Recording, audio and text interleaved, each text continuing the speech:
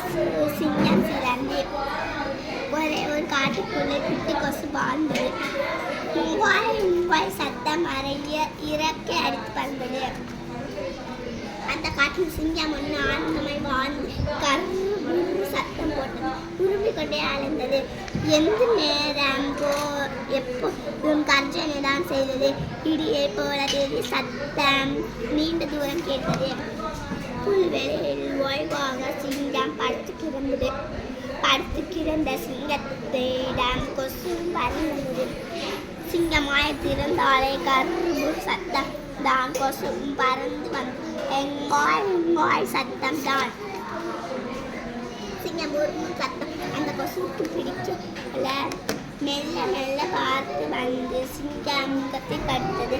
சிங்கம் தன் காலை தூக்கி கொசுவை அடிக்க போனது.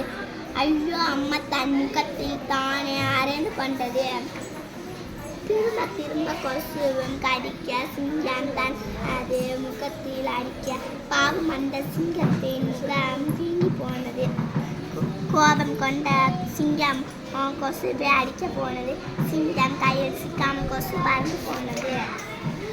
அங்கே ஒரு மரத்திலே சிலந்தி வலை இருந்தது. சிலந்தி தனது எச்சிலம் வலையை பின்னி வைத்தது. தப்பி பறந்த கொசுவும் தான் வலையில் சிக்கி கொண்டது. சிக்கி கொண்ட கொசுவும் ngoய் என்றது. எங்கே அந்த கொசு என சிங்கம் தேடி பார்த்தது. தேடி பார்த்த அந்த மரத்தடிக்கு சிங்கம் வந்தது. மரத்தடியில் சிங்கத்தை பார்த்த சிலந்தி பயந்தது. வலையை உதறி ஓடி போய் மர பொந்தில் ஒளிந்தது. ஒளிந்து கொண்ட சிலந்தியும் 8 காலை உரசியது. உஸ் உஸ் சத்தம் பெரியதாக கேட்டது.